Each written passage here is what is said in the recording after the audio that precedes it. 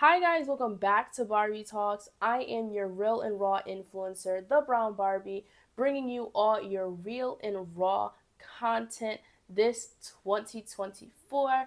Happy New Year. I am so excited to bring you on a journey of self-discovery, thought-provoking conversations, and most of all, just becoming our best selves in 2024. So, with that being said, hey girl, hey boy, hey, if this is your first time tuning into Barbie Talks, we talk about everything from pop culture, psychological things, sociological things, um, self-care, self-growth, all of the above, anything fun, anything intriguing, brought to you by me. If you are listening on Apple Podcasts, do not forget to favorite this channel so you can stay updated on every new update. And if you are watching on YouTube, don't forget to hit the subscribe button so you can hear every time we have a new talk, and they come out every Thursday to give you a little treat before the weekend, okay? So, today's topic, I'm not gonna lie to you guys, I'm a little under the weather. I'm a little sick. I have a little bit of sore throat. Um, I am a little sick, so this is not going to be one of our longer episodes, and it is another solo episode. Like I told you guys in episode 3, we will be starting off with a lot of solo episodes just to get us going. Today's topic is just going to be just academia, being black in academia, the pressures young black college students have, and how hard college life is, varying throughout institutions. There's private, there's HBCUs, there's publics, there's states. I definitely want to go more into this conversation, and this probably will be a repeated topic once school starts back again, because I'm currently on break. So hopefully I could find someone that I feel like would be very intriguing to have this conversation with. But today's quote is by Mary Ann Radmacher, and it says, "Courage doesn't always roar. Sometimes courage is a quiet voice at the end of the day saying, I will try again later." And I think this is the perfect quote to start us off with our topic of this episode is no shade. I just really want to emphasize this. It's just no shade. But the pressure is getting worse. If you are a black kid, a black child in college, a black young adult in college right now, it is so ghetto. I don't know if college has always been this ghetto. I don't know if something's up in the air, but it is so ghetto. Like, whether we're talking about finances, talking about involvement, campus life, things outside of campus life, mental, personal, it's a lot. And I really want to start this off by saying, if you are a college student right now, I am with you through this journey.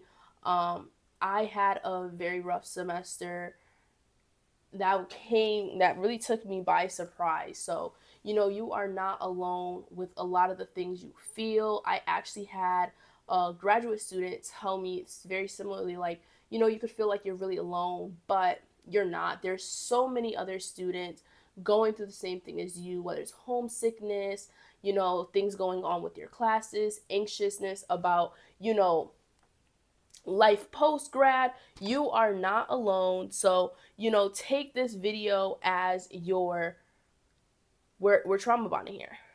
We're trauma bonding. We are. Because we're going to get into some deep dive thoughts. Like I said, I don't have an outline, so we're going to really just, this is going to be a real authentic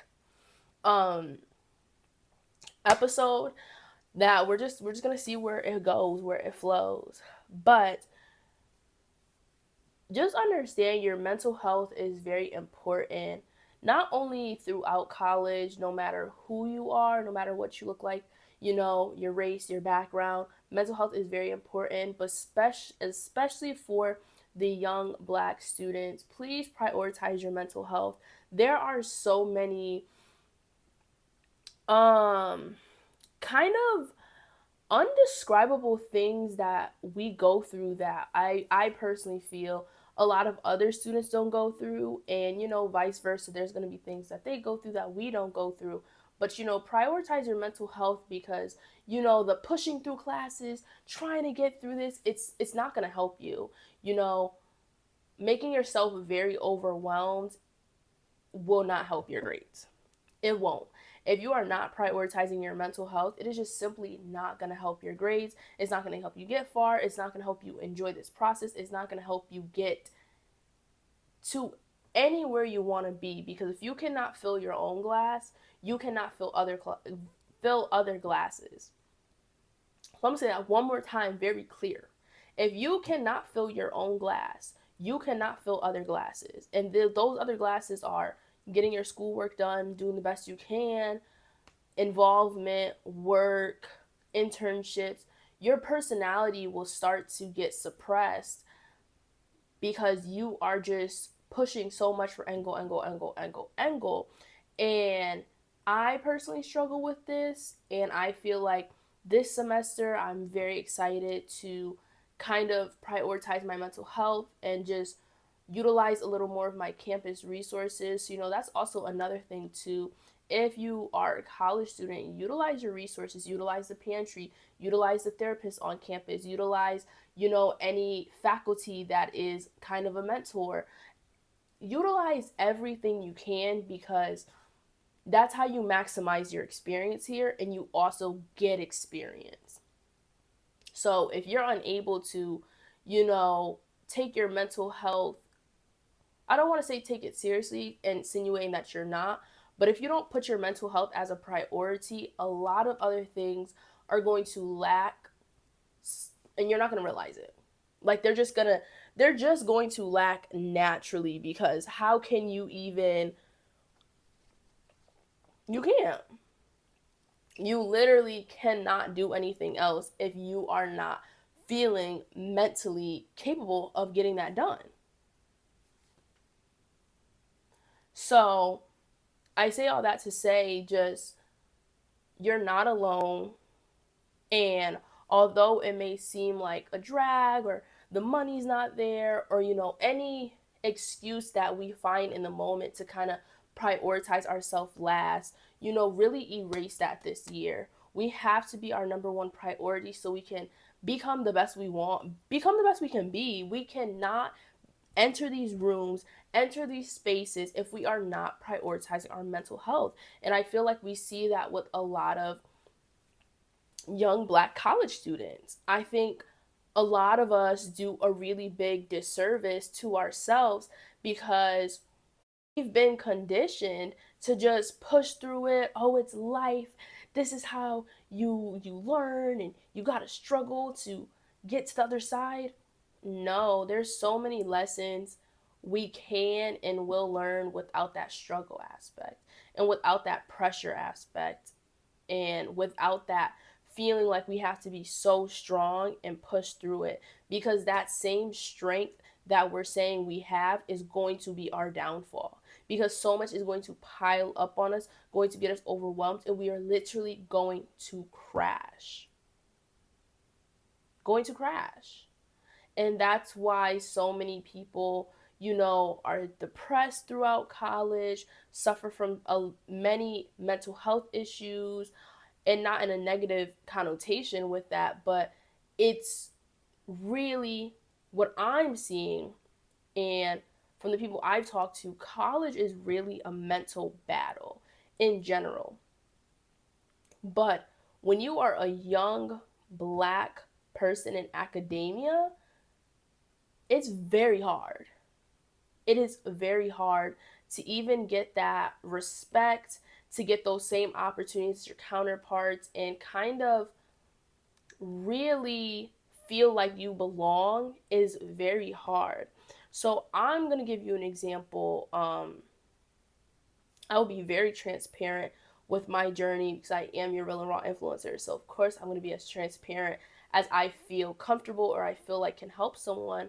But as you guys know, and if you didn't know, I was actually a chemistry major before I just recently, this past semester in the fall of 2023, switched it to psychology with a chemistry minor. I have never been so disgusted in my life with how faculty acts, how they run things, how things are organized, how they communicate, how they treat people. I think it was a really big eye opener that wanting to be not only a black person in STEM, but being a black woman in STEM comes with such a different mental capacity that, like, so many people just aren't made for it. And I'm not saying I'm not made for it, but it really takes a different strength. For example, my first advisor was a guy, and he was, I couldn't really read him. I feel like, every time I kind of try to like talk to him or kind of get a gauge of like, let him know my path, whatever, like he was just not very, he wasn't receiving it and he wasn't reciprocating that same energy. So it started to feel as if I was a burden. And this is not an advisor, just more of like an advisor. Like, this is not someone that like is advising me. This is just like, okay, like you're just my advisor. And like, yeah, we're just here. So we had a fair for research because at my school it is mandatory that in your major there are research hours once you hit your junior and senior year that you have to take. So, I already knew the research that I was interested in, and I immediately went to the table because it would have been with my faculty advisor.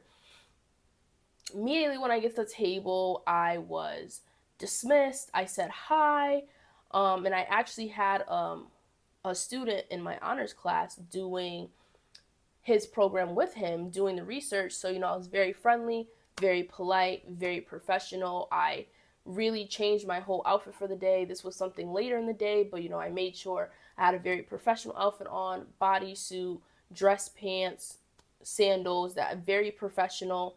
And I carry myself in a professional way. And before I even get into the story, I think it's also such a disservice that before we even tell a story, we have to set the scene so no one's like, well, how did you approach? How did you look? And it's these little microaggressions that are passed on to us that make this process so overwhelming. This process in college so, I don't even want to say humiliating, but it's a different level of humiliation because it's like we constantly have to prove ourselves just to kind of be shut down, and it's just like, or just to be given a reason. Oh well, did you say it in this way? Are you doing it? And it's like, no.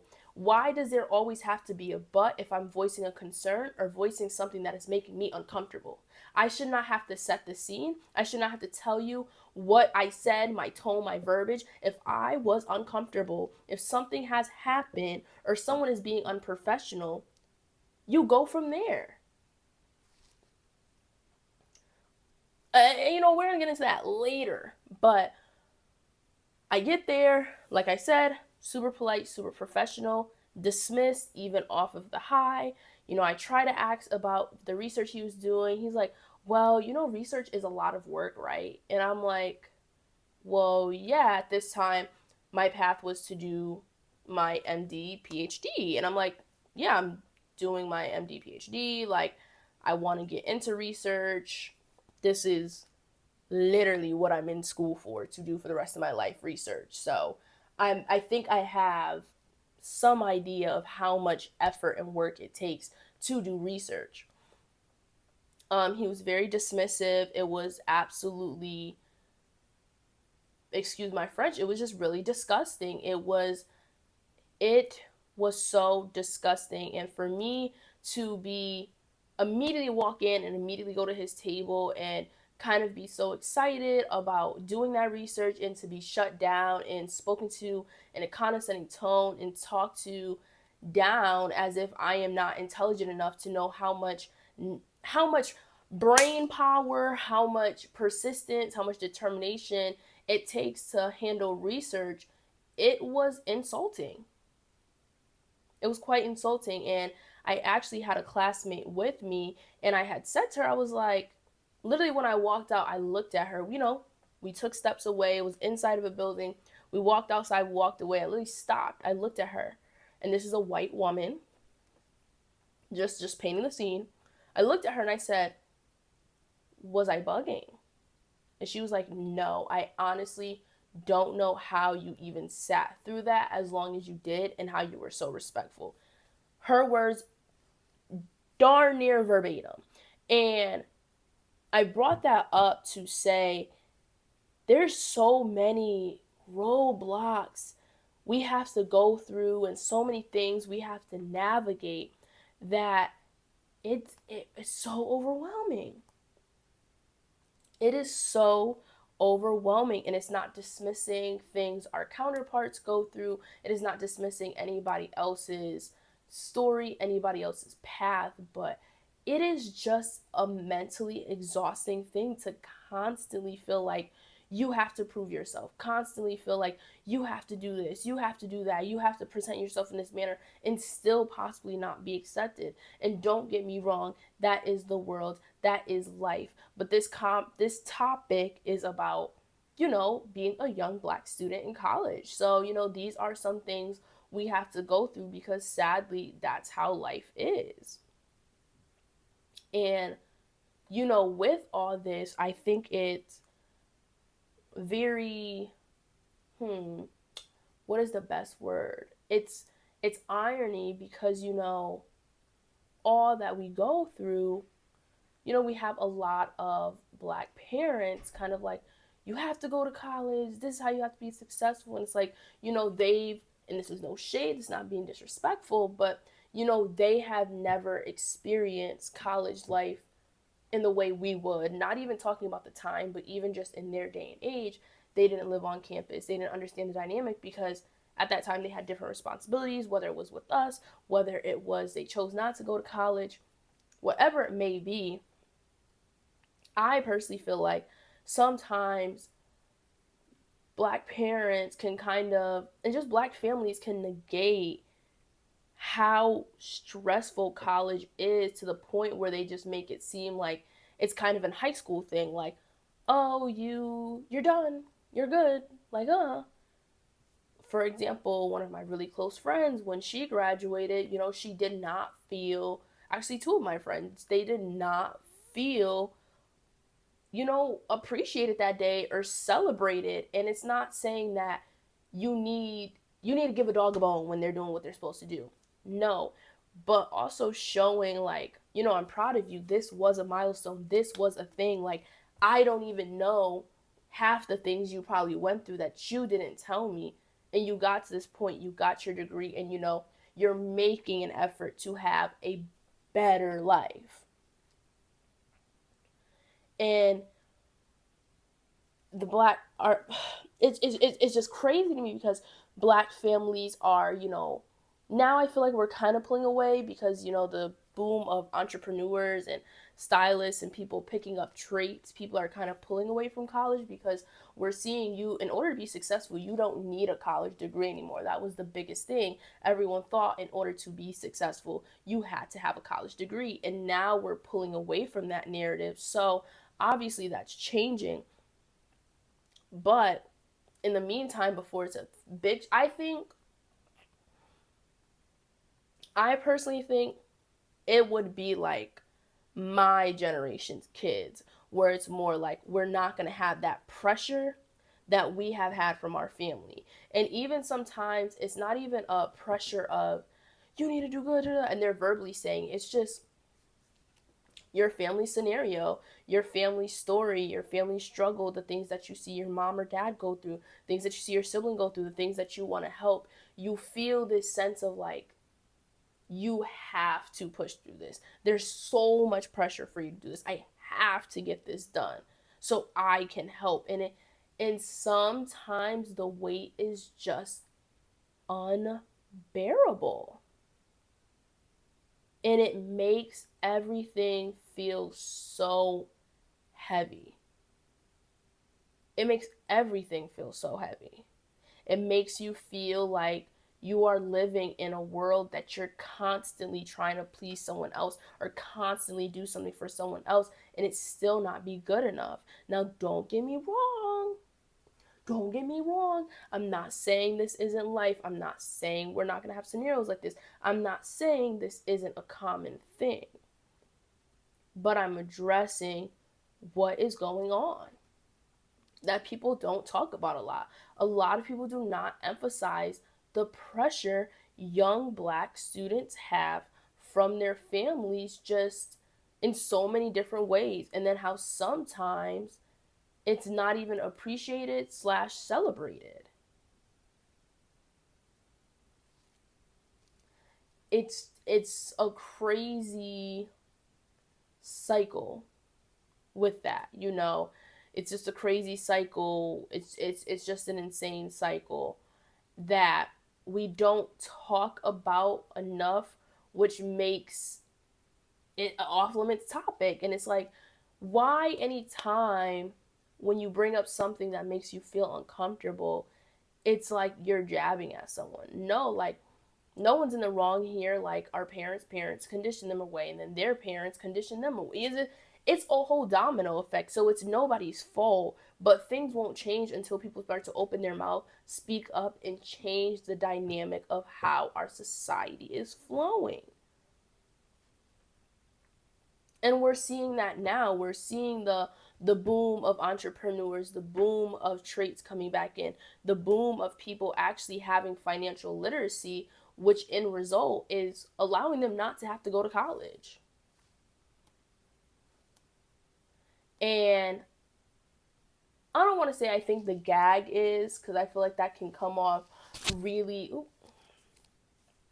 I don't want to say the gag is, because I feel like it can come off real nasty and condescending, but like, so many kids aren't financially literate, and then they're being thrown into college because they're thinking it's right, and then they're having all of this debt to their name because they didn't know with your FAFSA it's actually a loan. So everything is not just a Pell Grant, you know, and how some loans are this, how some loans are that, and how many actual outside scholarships there really are that you don't even have to write an application. Just simply you being you and whatever your nationality is, your household's mean, not your household's mean, your household's income, and you know where you're actually located, how that can help you get scholarships. And it's so many. Knowledge is really wealth, especially when it comes to college. Financial literacy and understanding how this all works can really change a lot. You have some people that have a full ride but still have loans. You have some people that completely have a whole full ride because they just have a bunch of outside scholarships that are paying for it. And then you have some people that are legit paying out of pocket. How are we allowing it to be an equal playing field for everyone? How are we allowing, if my child wants to go to college, I am setting them up? Although, yes, savings funds need to be appropriated, savings funds need to happen, that financial literacy talk needs to happen with your child. And you know, sometimes there is a lot of factors. Like, yes, the parent should have money saved for their child to go to college, but then at the same time, like, everyone should be aware of the actual financial options to fund this. It's not all just out of pocket money, out of pocket money. There are so many resources, and so many resources young Black college students are just not aware about. And you know, the TNT question of the day is really going to be, how do we change that?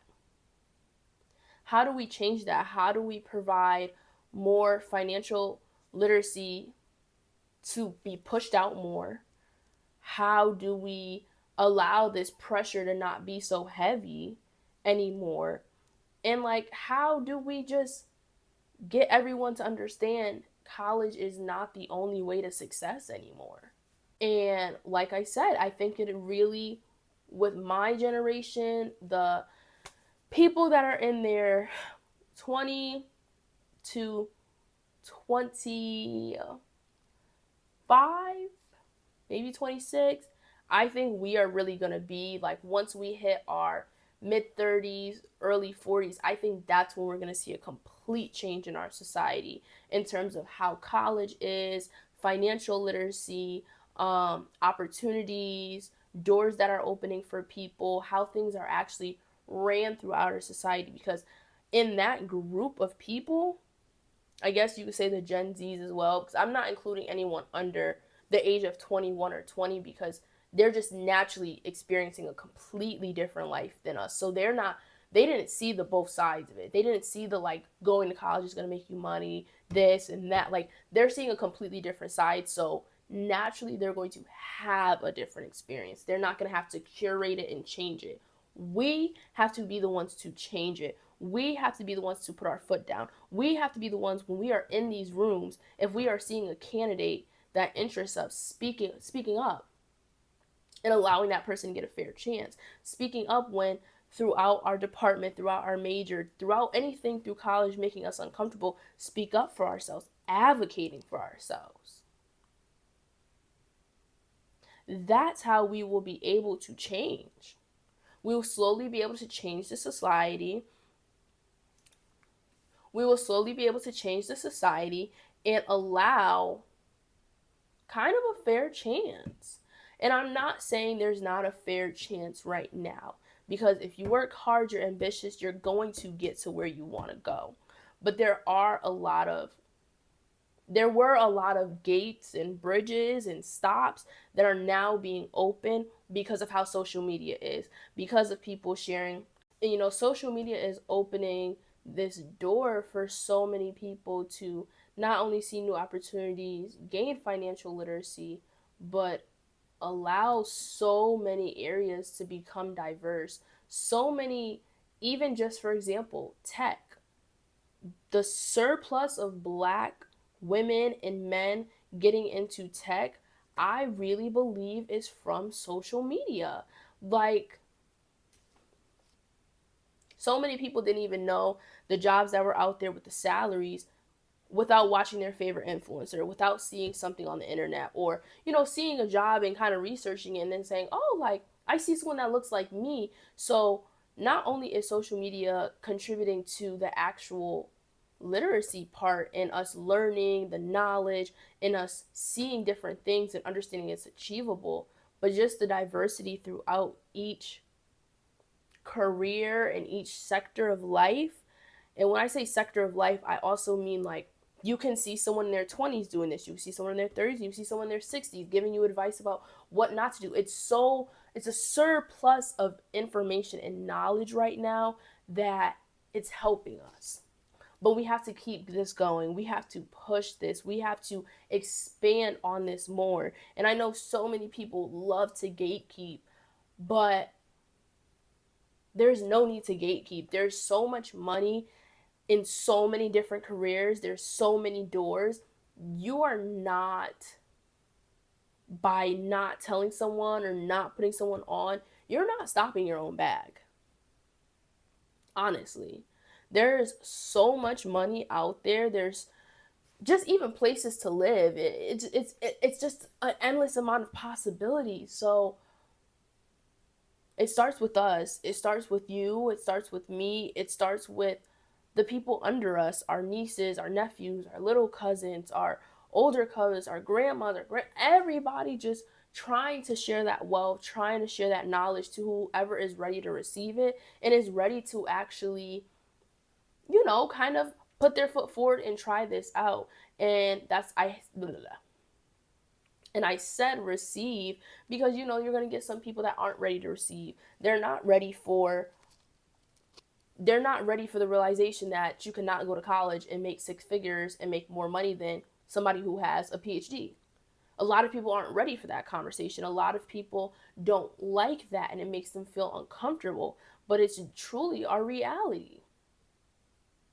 So the more we open up these conversations and we show these different scopes of life, it'll help show that there's not just one path to success, which will then trickle down to there not being so much pressure on young college students, especially young black college students. To wrap up this discussion, because I already told you guys I'm a little sick, so this was going to be a bit of a shorter pod today, but if you are that young college student, and especially a black woman and a black man, just prioritize your mental health. There's so much pressure coming from so many different directions with us, and it's so much weight on our back. At the end of the day, we only have ourselves. We can only do as best as our mental capacity can take. And if we are not taking care of our mental health, that capacity is going to shrink, and it's going to be nothing, which is going to result in us not putting out our best work and not being able to do what we love, what we want to do, and be our best selves in these rooms. So, biggest thing to take from this video is just really prioritize your mental health. There's going to always be pressures, there are always going to be trials and tribulations with us, but we can push through that if we prioritize our mental health. And the first way to start by doing that is utilizing the resources on your campus. That is going to be your best first start to prioritizing your mental health. And then you never know who you're going to see after that. And then, join clubs, join things that interest you. If you have extra time, make your own club. Network with people, put yourself out there. The college experience is really what you make it. And, just put your best forward. Do as much as you can, as much as you mentally can handle. And, just put yourself out there, and you never can lose. You can never lose. If you have the mindset that every opportunity that's put in front of me is taught, if you have the mindset that every opportunity put in front of you is there to either push you forward or give you a lesson to help you go forward, but nonetheless, everything is helping you get to your end destination, nothing you do through this time will be a waste. It would only be a benefit. Once we start shifting our brain to thinking like, oh, this might be a waste of time. Oh, I shouldn't do it. Yeah, now it's going to be a waste of time.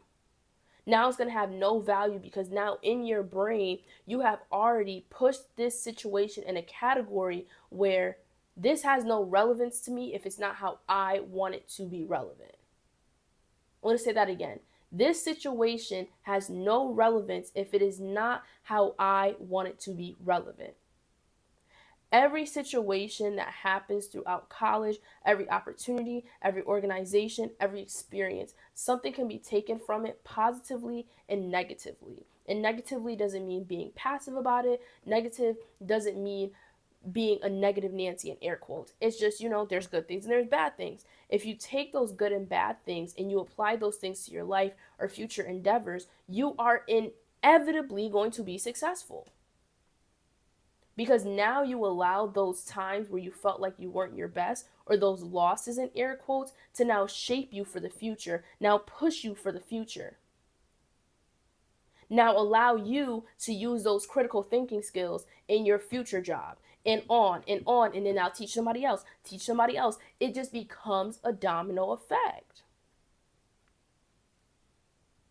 So with that being said, I hope you enjoy. I just realized I didn't get a quote for today's episode, so maybe I'll find it and insert a clip. But thank you guys so much for tuning in. I hope you enjoy this short episode today.